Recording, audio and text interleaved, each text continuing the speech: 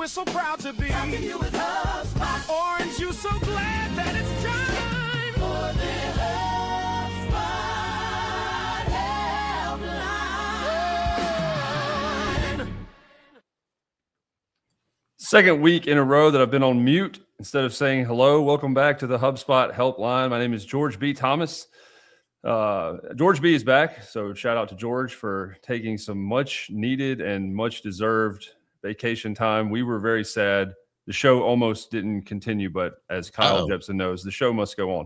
We're also joined by Mr. LinkedIn Live himself, the man, the myth, the legend, the provider of value first, Chris Carolyn, who set a Guinness World Record, I believe, with being live for 508,000 shows last year, and he's looking to double that this year. Casey Hawkins is here with a bunch. Probably the only useful stuff you'll get will come from her: feature updates, quick wins of the week, and just general HubSpot expertise. And last but definitely not least, you know him as the man in the orange hat. He's got some orange hat alerts for us today. I've heard Kyle Jepson. How's everybody doing this week? You actually just solved a puzzle for me, because before the show started, I was talking about how seasonally this orange sweater is about to go. But I believe orange hats are appropriate year round, so I may just start wearing that. Even though, honestly, I've never worn it in a social setting before, and I think I would feel really self-conscious. It's one thing to just put it on and shout at a webcam. It'd be a really different thing to hang out with my friends while wearing that thing. Kyle, if you do it, I'll grab mine. I have one too. It's not as cool as yours, but I do have it. It's more of a. Actually, you can help me identify what kind of hat this is. It's more of a bowler, I think, than a top hat. But I do have a very orange hat as well. Are you guys gonna make me shop on Amazon for weird orange hats later tonight? No, let's not go all in on hats. People won't watch the show if we're all wearing goofy hats. George, if anyone was going to wear an orange hat, it would be you. So I don't even know what you're voicing a concern about. It was not a concern. I just was trying to figure out if I was mapping out my evening festivities on the couch later of Amazon and orange hats. Oh, I figured you had multiple orange hats with different shades of umber and burnt clementine. Whatever color this is, I feel like George has got it. Chris, how are you today? I'm doing good. Excited that the correspondent program for inbound opened up this week. We'll be talking about that a little bit later, but yeah. Brings me to our first show transition. Inbound 26 Road to Inbound. The inbound correspondent application opened up Monday. Thanks, Chris, for the spoilers. I believe Chris is going to show this link on screen. That's your cue, buddy. How many of you all have been correspondents before? Yeah. Amazing. Everyone but me. Well, I mean, I think that's probably fair. Isn't that your full-time job, is to just correspond on everything HubSpot and inbound? Yeah, so they give you a ticket either way, don't they? Yeah. Yeah. That would be funny, though, if Kyle was like not selected to be a correspondent this year for whatever reason. Here it is, audience. Now open. Mark your calendars. The apps are open and they close, I believe, on tax day. So April 15th is when they are closing down. Can somebody double check me? My eyeballs are not very good. Yep, April 15th. 15th. There we go. So don't stop watching this show, but right now, open up a separate tab, click on that link. We'll try to make it available to you in the comments. Go apply. Being an inbound correspondent is pretty awesome. It led me to this will be my fifth time as mayor of inbound, which there are no term limits that I'm aware of since it's a made up position. But it's been one of the most fulfilling titles I've ever held. Casey, was last year your first year? Last year was my first inbound, and I was a correspondent. I think the correspondent program's great for, small little people in the ecosystem. Inbound's kind of expensive. Inbound's kind of expensive is what I'm trying to say. And it definitely helps get more people there who may otherwise not have. That's what I see where you're going with this. Yes. Yeah. Although a lot of the expensive inbound is not the ticket, it's the flights and especially the hotels. I will have a roommate. A correspondent frat house. Just take over Oh, there you an go. Airbnb somewhere and split it 17 ways. That's I a good feel idea. like that should be the next Netflix or Hulu show. Like, you've heard of Big Brother, you've heard of Yeah. Love Island, but have you watched Inbound Correspondence 2026? Rob's gears are turning. I will be the executive producer of Hub is Blind. Just sign.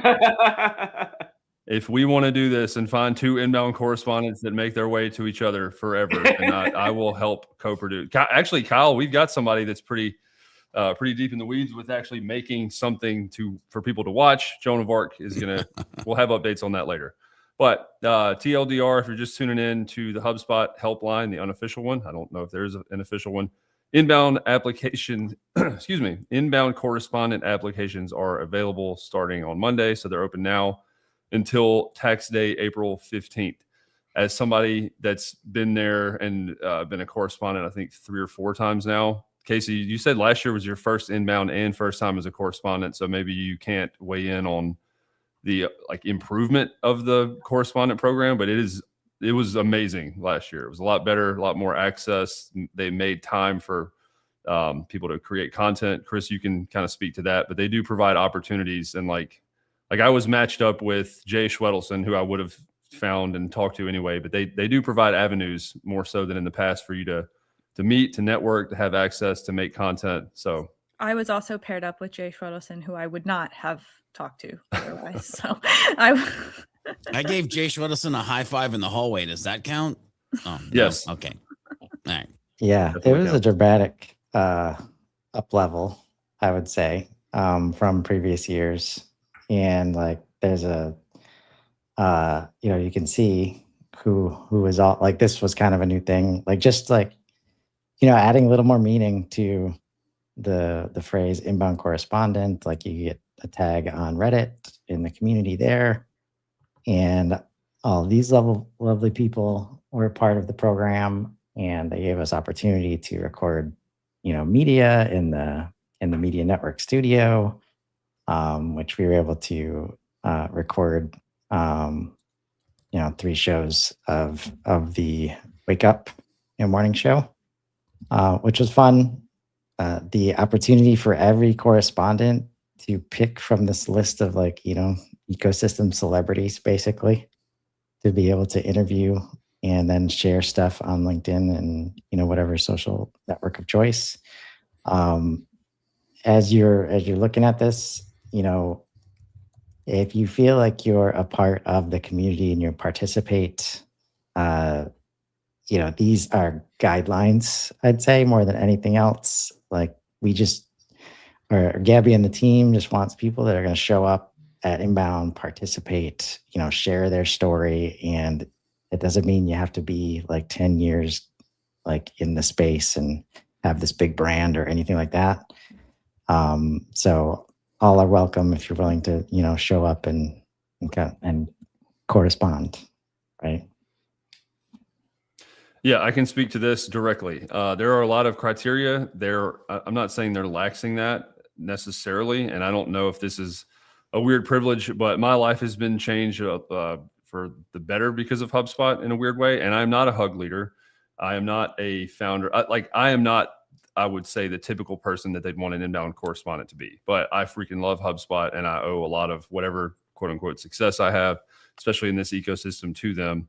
And I have been a correspondent and probably will be again this year. So that message should be received as, if you're interested in promoting, spreading the gospel, if you will, of HubSpot and how it's impacted you, and you're willing to make content, either written or video about it, you should apply.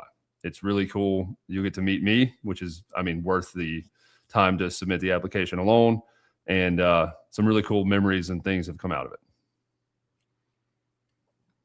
George, anything to add? Yeah, I've done it for several years.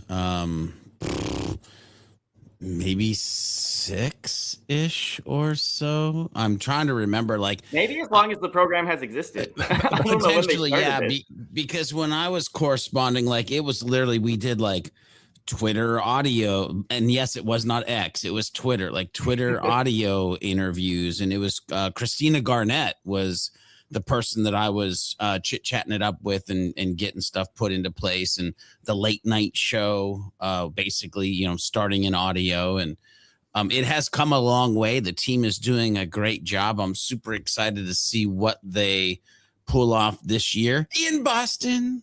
I can't believe nobody has said that this entire time. I put that on my form. Yeah, by the way, spoiler, it's back in Boston this year. San Francisco was lovely, I guess. Is my first time there. Don't really have anything to compare it to, but I freaking love Boston. So it is back in Boston. Shout out specifically to Gabby Herrera for heading up the correspondent program. Gabby, if you're watching, you're freaking awesome. Thank you for all of the work that you and your team do to make this possible for people like me. Also, George predates the flywheel, as we found out again. So he's been involved in the ecosystem so long. I don't even know if you had dial-up back when inbound marketing was introduced. We had the original inbound methodology when I got started. Mark Killens, Sarah Bedrick, Chris LaDolce, like, come on now. Yeah, he is a wealth of orange and information. You should pay attention to George and follow him if you don't. So any other inbound related updates, Chris? Take that as a no. Yeah, no, I think we're good there. One small additional update. You should be getting excited now because it is, as George reminded me, in Boston this year. Let's go. We are going to transition now. Pause for production. Still no production. It's all right. We're going to not pause for production for our highly anticipated feature of the week. And ladies and gentlemen, I got to tell you, my mind was blown. Casey sent this only to me, so I alone know what her selected product update is. But tiny spoiler, you may or may not be able to watch American Ninja Warrior live out of a coffee mug that you order on HubSpot Swag Store. What? That's it. I'm going to pass it over to Casey now for the actual update. Nailed it. Wow. That's it. So this was a packed week of updates. We had updates across file management, data restore, big week for WhatsApp, scoring threshold updates, as well as default property values, send time optimization, and the sales workspace has some upgrades coming next month that were announced this week. So a lot happening. But when I was reviewing the updates, there was one that I kept coming back to, and it actually ties into something we talk about all the time on the show, which is the gap between marketing and sales, as well as people's trust in AI, really. So the update of this week is, drumroll,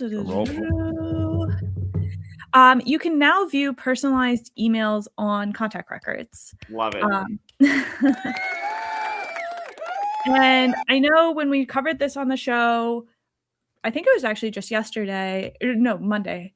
George, you were really excited because you rightfully called out that one of the many reasons why people are afraid of using AI to customize their emails is there's this unknown. There's this black box of what is it going to send? Do I trust it? Does the messaging align with what I would like to see? Yeah. And that's now possible. So you can actually see the view sent email on these personalized emails, and that's going to open up a preview of the email that was actually sent, so you can make sure that the prompt was followed in the way that makes sense for you and your brand. This is available if you're using smart content, dynamic tokens, or AI generated text. And also, of course, the sales team is going to be able to see exactly the messaging that was sent rather than just like the template that was sent there as well. So yeah, it's so good. And by the way, if you're somebody that's sitting on the ledge of like, I don't trust AI that much, it's not the right question or statement or thought. It's like, do you trust yourself enough with the instructions that you give it to get the output that it needs to give? I've been absolutely amazed in multiple different directions on multiple sites of like, hey, put together this 5-part email series based off of these instructions that I'm going to give you when somebody does X, Y, Z. Also, give me a place where I can preview them. Now HubSpot is giving you that.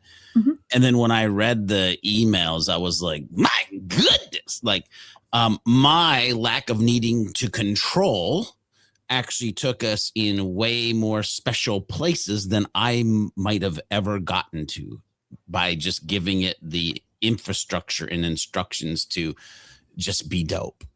And so like lean into that with HubSpot. Yeah, I mean, we talked about that today too, George, because we were looking at the optimized email send. And I think humans have this, you know, we want to control, we want to know when things are being sent. But is there a right answer? I go back to this a lot of times in marketing, like, is adding a period at the end of the subject line going to make a difference? Or if I don't use a period, like, you know, all this stuff that I've spent my whole career, like, losing sleep over sometimes. And does it even matter? Like, I made a joke with the email send time, like, does it matter if I sent the email at 9:35 or 9:36? Probably not. But now we have tools that kind of, I think, take the weight of some of those decisions off of us. But the trade-off there is we have to give up some of the control that we've been so locked into for so long. Which, by the way, like, and then I'm going to shut up. This could be a HubSpot conversation or this could be a life conversation. Because us as humans, we probably try to control more than we're supposed to. Don't get me wrong. There are still best practices that you should be following when it comes to marketing, sales, service, MarTech, RevOps, whatever, insert thing here. But there's also a new flow that you really need to start paying attention to. And I said this morning, I'll say it again. If you have issues with control, you might want to try to look deep into that in the next 6 months, 12 months, 24 months, because it's all changing, ladies and gentlemen. It is all changing. Yeah, I'm curious, for a friend, Kyle. if I do have issues with control, I mean, if my friend does, what should that person do? Fix it. That's the guy who interrupts Chris Carolyn. We are going to answer my question. Go ahead, Chris. I'm curious, Kyle, if you remember any feedback related to this back at Inbound, because I remember seeing this at Inbound, and the thought of any HubSpot admin or user being okay with, I'm going to send an email out to 1,000 people that I haven't read. Right. And it's like non-deterministic guardrails for AI. I was like, wow, I don't know if anybody I've ever seen is going to relinquish that control. And, you know, it gets to the point of like, when that's your role, like similar to deliverability, like how is that going to work? You know, and we know the platforms are cracking down, but even like going to the wrong contact, getting that thing that you're not, like, it's on a list somewhere that if you ever do this thing, like 10 demerits, and like not being able to control that stuff, right? Yeah. Did you get any feedback? Do you remember any feedback back then? If I can step back and based on my own observations, talking with people both at Inbound and on the internet since then, and stake a bold and extremely generalized claim. I think humility demands that we all admit we are approaching AI wrong. The people who are really, really deep in AI advocacy should probably slow down a minute and consider downstream effects, right? The people who are absolutely opposed to AI, never going to try it, don't want to touch it, don't trust it, you should probably give it a try because there's a lot of cool things happening. And I feel like I personally kind of vacillate between those two poles. And I think when I'm on one side, I'm doing it wrong. And I think when I'm on the other side, I'm doing it wrong. And I think this kind of gets at that, right? If you go straight from I've never used AI before to I'm just going to blindly send emails that were generated by AI, you're going to cause more problems than you're going to solve, right? And you won't even know what problems they are. But on the other hand, if you're like, whoa, Kyle just said AI isn't trustworthy, I'm going to keep writing all my emails by hand, you're going to get left behind, right? The right answer is somewhere in the middle, and it's going to be different, not just from person to person and company to company, but from email to email, right? Some of these you need a very personalized touch on. Some of them you absolutely do not. And I've been really delighted. I think HubSpot has been trying to put good guardrails in place. When Prospecting Agent first came out, the first thing I always showed everybody is there's fully autonomous mode and there's semi-autonomous mode where it like generates emails, but you have to review them before you send them. Like, everybody should just do semi-autonomous. Please don't turn on the fully autonomous mode, right? Maybe once you've trained it for a little while and you've got it in a good place and you find you're just approving emails because they're all good, then maybe you can go over there, but never start there. And I think we have all, HubSpot as a platform, all of us as users have been kind of inconsistent in the ways we apply AI. Some of that is because of inherent weaknesses in the way the tools are designed. And some of it is just we've never been here before. Humanity has never had systems like this at their disposal. We don't have good intuitions. We don't have best practices.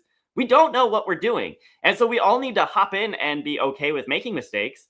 If, to Robin's point in the chat, you send an email you haven't looked at to 80,000 people and it turns out it was totally wrong. All right, lesson learned, right? Maybe do something different next time. But it's only by enough of us making those kind of mistakes and sharing what we learned that we can start to understand what it is we need to do. But I think a lot of time, I wonder if it's hard for people to read my stance on AI, because I have a brother who is like totally anti-AI, will not touch it, thinks anyone who touches it is like dumb, and he like talks to me like he expects me to agree, right? Like, oh, can you believe these people who are using AI for stuff, right? And then I have friends on the other side who are like, by next Thursday, AI will have completely revolutionized the world and we won't have money anymore and we'll all live in peace and harmony on the beach somewhere, right, Kyle? I'm like, no, I'm not in that camp either. So I think there's a lot to think about, and especially as the technology evolves, there's going to be more and more to think about. And the things, if we amongst ourselves right here decided the exact right approach to AI for today, March 25th, 2026, it'll be wrong tomorrow, right? Like, we have to be so agile, we have to be so adaptive, and we have to be incredibly humble and open to the fact that the things we feel passionately about right now is just each of us, we're just guessing. We're doing the best we can. And if you've had good results, great, good on you. You don't get to rest on your laurels. We've got to work together on this. I don't know if that answers the question.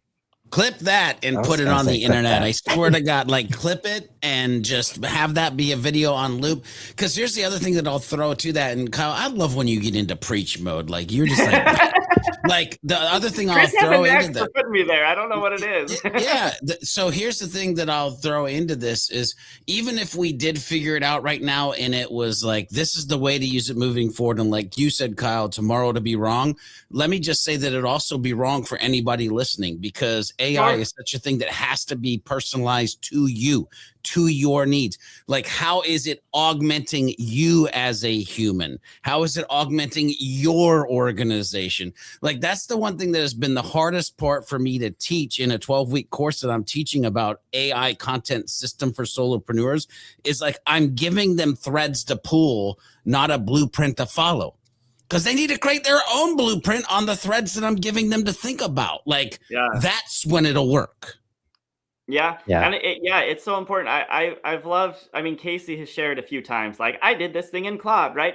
And like, I can guarantee you, especially if you've never used Claude before, if you copy pasted one of Casey's prompts that gives her great results into your brand new Claude instance, you would not get anything useful, right? Because Casey's been working with Claude. She's taught Claude a lot of things about her process, her personality, her goals. If you just go Claude.ai, sign up, new account, drop in Casey Hawkins told me this post with this prompt would solve all my problems. It won't. And so it's much more like, I don't know, like it, weirdly to say this, and I hate to say this because people are actually doing this in a literal way, but it is like building a relationship with something, right? And like, you can ask people, how they manage to get along with their roommates, or how they've made their marriage last for 60 years, or how they get the employees they manage to respond to their feedback, right? But your circumstances are inherently different because you're a different person dealing with other different people. And AI is more like that than learning to use a new email tool, right? Where the results are pretty much the same no matter who's doing it. Yeah, I'm sure I've said this here before, but I remember a couple months ago, I mentioned to someone how funny ChatGPT is. And whoever I was saying it to was like, what are you talking about? And I was like, it just like sometimes it'll respond and it'll like say a funny joke with the response. And the person was like, well, is that the punchline? The person will say, just kidding, I'm not frozen. What does the person say? Tune in next week when Casey tells it. No, I'm just kidding. I don't know. My internet just was it's like, no, we're done with that. That was quite the cliffhanger, though, wasn't it? So tell us, what did they say? It doesn't want the people to know. It was because I had trained ChatGPT to be funny. It knew I like jokes. Here's I saw like, Kyle. I want to piggyback on that because Casey, you had trained it, okay, to be funny. I sent something over to Chris the other day, and I was like, "Oh my god."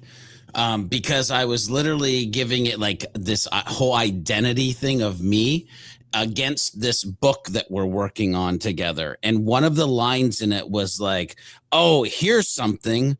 You're funny. Yeah. This book is not. So let me go ahead and rewrite the book to add some actual style of humor that you usually use. And I was like, oh my God. Like, for it to pick up that based off of what I had been training it was like mind blowing. It was so good to read through that. It was basically like, send this back. I don't see George anywhere in this transcript. Yeah. And here's this the 7 manuscript things. Does not look, see, smell, or nothing. It's not George. But that in that world you described, Kyle, of like, even if we figured it out today, we will not know tomorrow.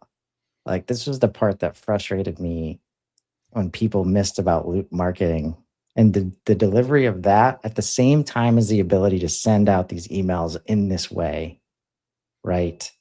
Like, loop marketing puts you in a position to be agile and leverage AI in this way throughout the journey. So imagine you figure out your brand voice and you give AI the guardrails, you send out some emails. Now it comes over to the contact record. You can see what was sent. You've got sales talking to those people, and they're like, yeah, that's not me. Or, man, you guys really nailed that, right? It's in the system. It comes back in. You look at it, and then you update the emails, right? So we're not in the mode of sending out to thousands at a time, but you can iterate at the individual level, which is what you need to do because AI is changing every day. HubSpot's changing every day. And you got to throw a lot of what you've been taught out the window. But if you can now put yourself in this reactive position to be like, any signal I see, by the way, all these buyer intent signals coming into the system also, it's like, oh, this whole segment got all this government money now. I guess we better go update this email that's being sent to that segment, right? And all of a sudden, 500 people are getting a much more relevant, timely email than they would have gotten, yesterday. It's the difference between, oh, this person doesn't know me, and man, these people are on top of it. Like, let's do business with them, right? I have so many notes from that conversation. Speaking of Super RP Clay doing a webinar, free plug to that. It's in 15 minutes. I don't know if you'll be able to sign up. That's not one of the things I had to say. Going back to what started all of this and Robin's comment, try 80,000 people. This was about a feature update of the week, personalized email. So George, you mentioned like 10 minutes ago, giving it instructions is more like the thing that's in your control of how it operates. That's less in your control. Just wanted you to maybe not do a workshop on how to address Claude or GPT or Perplexity or whatever, But Robin brings up a good point. Like some of that discretion in the instruction is like, now that you have access to personal emails or can access them in contact records, that might be a big thing that you need to pay attention to, is spamming 80,000 people their personal email as opposed to their work address. Like that, those types of precautions and parameters need to be put into place. Yes. Well, for sure, you have to put that type of parameters in place, but I don't think that's where I would start to answer your question. Like, I would start to answer your question of, does your AI assistant, and I'll go broad up like umbrella, don't try to correlate the words coming out of my mouth to HubSpot currently right now, although we do have brand voice in there, but like in umbrella arching, like, does your assistant know your core values, your beliefs, your mindsets? Like, does it know how you would interact with the world? Does it know the places you would go and the things that you wouldn't talk about? Does it know who you're actually helping, personas? Does it know what those personas' problems are? Have you created instructions that says, hey, make sure when creating these emails or this email series based on AI that you're paying attention to my voice and tone, my core values, my mindsets, my beliefs, the way that I show up to the world as an organization or an individual? Like there's this foundational part that everybody's skipping, that I'm like preaching from the mountaintops of, like, you've got to give it this information. Heck, Chris and I were just talking about how I added in a timeline to like the identity docs that my AI assistant has, because now it knows when I was an employee, when I was an owner, when I was a cook, when I was in the military, and it can put the context to the thing that I'm talking about in the time frame to who I actually was then. Like the granularity of this stuff. And so when I think about HubSpot in these emails, it's like, it has to know at a very deep level, and HubSpot is working their butt off. If you haven't gone to AI data sources and started to fill all of that stuff out in your HubSpot portal, hit the brakes after this show, take a day off and go. No, don't take a day off. Take a couple hours off and go do it. Like, you know what I mean? From whatever you were going to do. Because if you give it that context and then you give it the instructions that it needs, it will write dope emails. It'll do dope things, but it's got to understand the granularities and context to construct the thing that you're trying to get it to do. So I guess if I wrap that up into a thing, as we're like running out of time, think deeper, build better foundations, then get it to go do the thing. And if you've never done that before, here's your shortcut. Because the hardest thing about moments like this, where we're happy to see the outcomes, and we hadn't been able to see, like, okay, I fill out my AI data sources here and my brand voice, and now what's going to happen? How is it going to write the email? How is it going to do this? Like, go, if you've never done this before, any of this, go through the setup of customer agent. That team has done a brilliant job. Yeah. And guess what? During that process, you can see how it's going to respond to chats. It can also send out emails for the help desk. You can see how it's going to do that. And it will help you set up AI for the rest of your HubSpot. And it's a smooth process to go through. I don't think there's any gaps at this point in the kind of foundation you need to set up, right? So just go through that. If you haven't tried it, I think is it still like free for 30 days? Kyle? I think so. Yeah. Right? At least. I think, yeah, basically. Right. And the testing is free anyways. Yeah. So like that's if you know nothing about what we're talking about, that is, I think, the quickest path for anybody to be like, oh, because the granularity, like you say, George, is so important, but it's the thing that overwhelms people too. If you go over there and do that, I think that team has just done a great job of, helping you build that foundation you need if you're asking AI to do things on your behalf. Yeah. So this goes against, it doesn't really go against your point. I think it actually kind of helps it. But I had three other takeaways for this. One is that ideas and building are not the moat anymore. Like validation is. So you can teach whatever, you can build a website in 10 seconds, but in order to get it right, validating that what it knows is what you want and approximating the two together, validation and testing is the actual time moat, which I think people conflate now.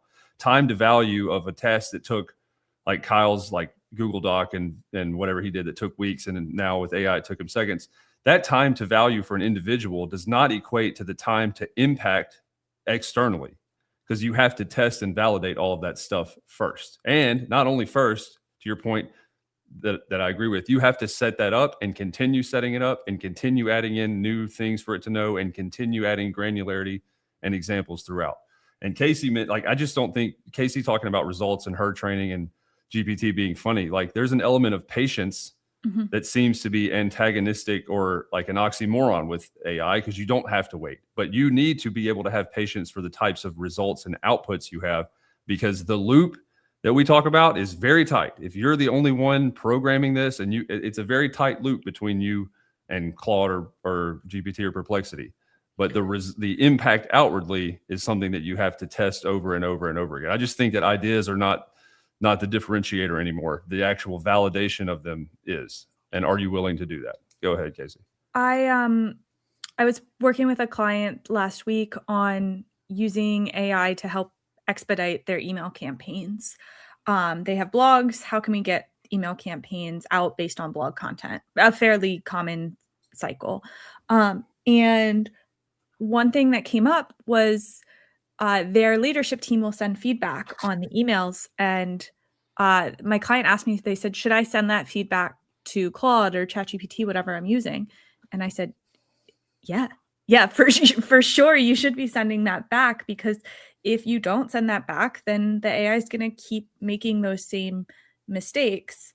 But what she was doing was she was taking that feedback from the leadership team, applying it, and then publishing the email, like moving on, without taking that extra step to go back.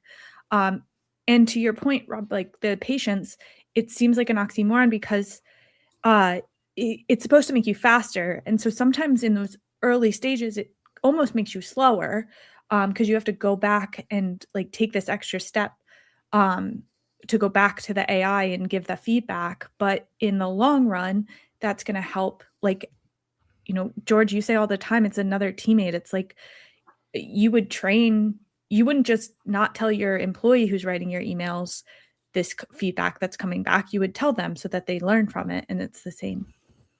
Yeah. Yeah. Like the amount of time I've spent onboarding my assistant. Yeah. It is ridiculous. Like, but the things it can do now are ridiculous. That's fair, though. I mean, think about the time you've spent onboarding your life and new stuff you had to do. It can learn whatever as quickly, and it's trained on a lot of stuff, but not new. Like the new examples in context are the things that you have to update, like the feedback Casey was talking about.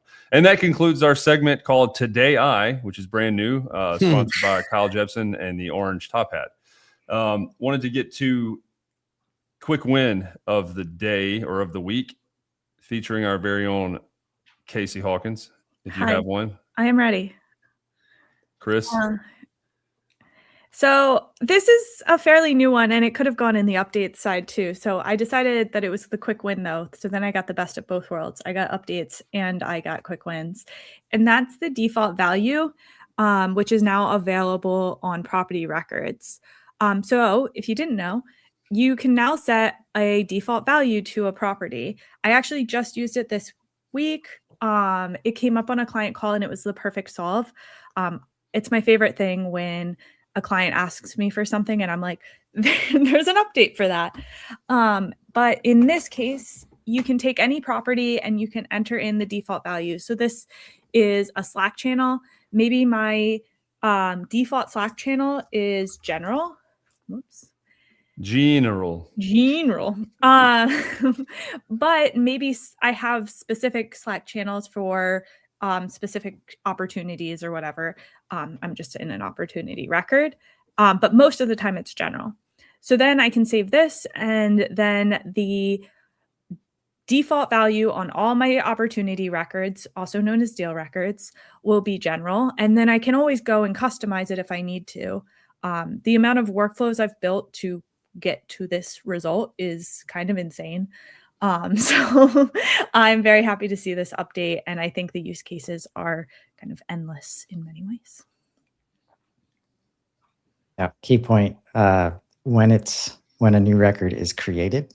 Yes. from anywhere, Mhm. not a backfill for empty Right. fields. And also, it's just certain field types, right? So like text is good. I assume any enumeration property like a drop down or something is probably fine. Yeah, radio selects I can do. Multi checkbox. I'm guessing, well, like files. Oops, it's not even. That's too big of a change. My guess is, yeah, any of these. Some of them don't have it, but yeah, but a lot, probably even date. Yeah, but yeah, I think it's single, and then some of like the check or select ones kind of is my understanding.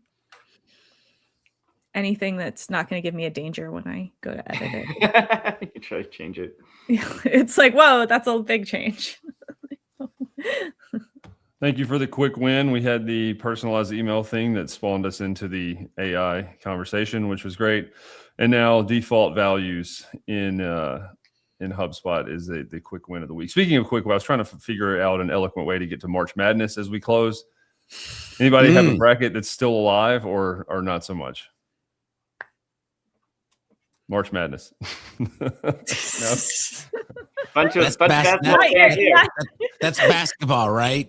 No. Sorry. Know your audience, Rob. Basketballs are orange. I figured there was a chance. I mean, why not? Way to bring it in. Yeah. Wow. Y'all, anybody go to college? No? Huh? Wait. Well, Rob takes a quick loss of the day right after the quick win. I mentioned. How about you, Rob? Do you have any brackets that are still alive? Yeah, I had Claude fill out a bracket and I didn't specify, and it mixed men's and women's and some like the Corgi Super Bowl race. So the context is important. Just make sure you know your parameters before you're asking it to do something. So I'm not going to win the million this year. Wouldn't have, if I'd have picked it myself, wouldn't have done any better at all. We'll give it to Mr. Kyle for the final word of the day before we come back next week. Actually, next week is canceled, right? What's next week? April 1st? Yeah, we're definitely not showing up. The joke. Oh, yeah, man. I don't know if we can count on that kind of joke for this. Oh, well, show up. Yeah, show up next week. We'll be here next week for sure. We'll have a joke next week, not now. Kyle, send us out. So I mean, something I was going to say earlier, just circling back to what Chris said about customer agent, you can set it up without paying anything. Once you turn it on, it's a 28-day free trial, and you can spend all the time you want configuring it for free, then 28 days of it working for you for free. And when 28 days is up, it pauses itself. It turns itself off. So this is legitimately not HubSpot trying to trick you into sign up for a subscription. First month is free, and then we'll charge your credit card, right? We legitimately just want you to try this. And Chris is right that if you go through that flow to set up customer agent, you will have done a lot of work to get AI working well for your company in HubSpot. So really nothing to lose. Go for it. Thank you, sir. This has been the HubSpot Helpline, helping you know better so you can grow better. And to finish that ChatGPT joke, Casey, just remember. Hello. Oh, wow. And send us the outro music. It's Rob, it's George, it's Casey, Kyle, and Chris. Admin, call in, then tune in. You can't miss this. Every Wednesday at 10. Streaming straight from LinkedIn. Helping with HubSpot. Building community is our philosophy, and we're so proud to be. Helping you with HubSpot. Orange, you so glad that it's time for the HubSpot